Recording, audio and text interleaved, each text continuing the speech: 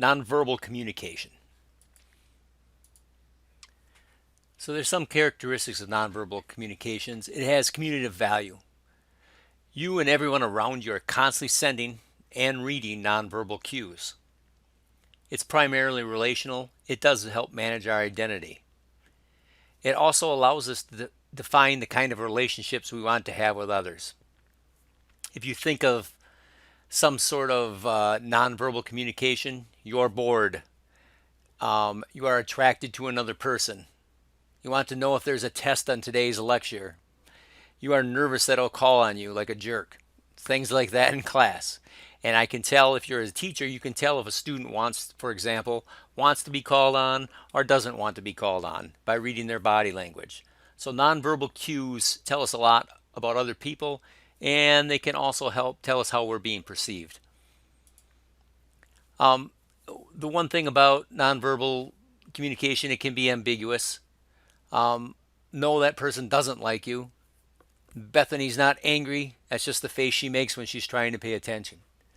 Nonverbal skills are very important.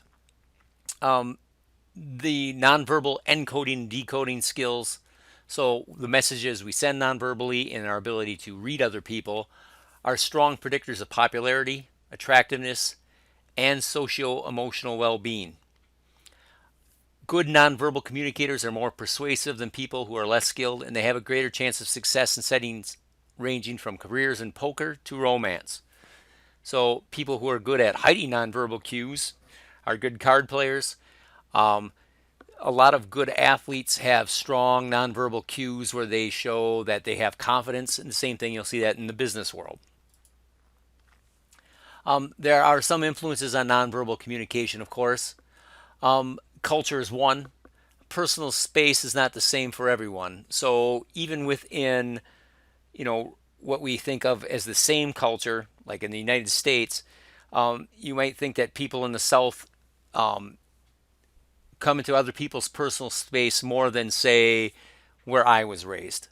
Also, the gender is an influence on nonverbal communication. Women tend to smile more, use more facial expressions, and use more head, hand, and arm gestures. They stand closer to others, they're more vocally expressive, they make more eye contact. Men, in general, and these are generalities, of course, do all that stuff less. There are some functions of nonverbal communication. The first would be repetition. You nod in affirmation. You point toward Thunderdome, for those who have watched that movie. A substitution. A wave means hello. Index finger up means I'm number one. Some other fingers mean some other things. It could be wait 1 second while I grade this student's paper. It can be complimenting. You scratch your head when you're figuring out a tough problem. It can be regulating. If you put your hand up in class, if you have little kids that won't be quiet, right? And it can be obviously contradictory. If you roll your eyes, make a face, tilt your head, that could be contradictory. One thing, if you think about nonverbal cues, you think about deception. We're accurate in detecting deception only slightly more than half the time. So a lot of times people think they can read nonverbal cues and tell if someone's a liar or not, and that's not really that true. We overestimate, and there's been studies to prove this, our ability to detect others' lies. We have a strong tendency naturally to judge other people's messages as truthful, and we want to believe that other people won't lie to us. So one example is, you'll hear all the time, people think that liars avert their gaze. But the fact of the matter is this: good liars, people who are good at being deceptive, look you right in the eye and fidget less because they think that otherwise they look deceitful. So it's easy to manage body language, nonverbal cues in ways that can be deceptive. It's interesting to note that most people become more successful liars as they age. This is especially true in women. I don't know what that tells us about the culture, but it's just true that we learn, I guess, about our nonverbal cues. And this can be used for good or for ill, depending on, the situation. There are a lot of types of nonverbal communication. Posture and gesture. Posture can communicate vulnerability. One study revealed rapists sometimes use postural cues to select their victims.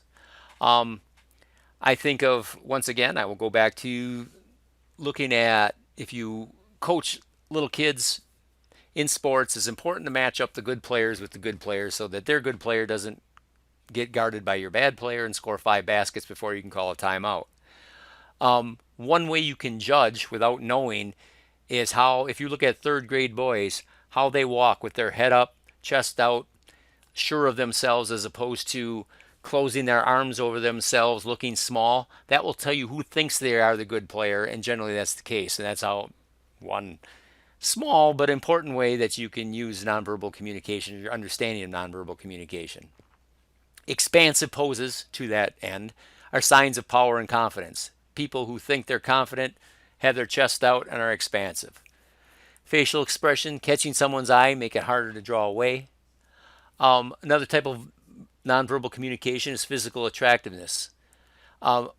Most people claim that looks aren't the best measure for desirability of character, and I say ha ha ha, they're liars. And attractiveness helps people in all areas of life. This is just, a fact of life, and it can be stuff like, height in men can cost you money. So if I was a few inches taller, maybe I'd make more money. Clothing can actually also be part of physical attractiveness. People who are snappy dressers or dress in suit and tie every day, tend to have more positive outcomes in business. Some other types of nonverbal communication, touch, it can be from support to creepiness. Touch can increase compliance. So you'll put your hand on a kid's shoulder when you're telling him to make sure he's guarding his man and not looking over at his mother in the crowd. So if I'm trying to get a kid to do what I want, right, I'll put my hand on their shoulder. That helps get them to listen. And the distance between ourselves and others, it can be a sign of attraction or an intimidating gesture, depending on context. So, once again, like other forms of communication, you can build competence in nonverbal communication. And it does take, again, self awareness. It's good to tune out words because words sometimes hide or even contradict a speaker's true feelings. So, if you watch people, you can get some sense of what they're really feeling. Use perception checking. Say, you look tired. Are you tired? And then a big thing, and one thing that I personally struggle with at times, and I think all of us struggle with, pay attention to your own nonverbal behavior. If you're giving the wrong kind of nonverbal behavior to someone, then they're going to communicate based on that nonverbal behavior. So it's something to watch.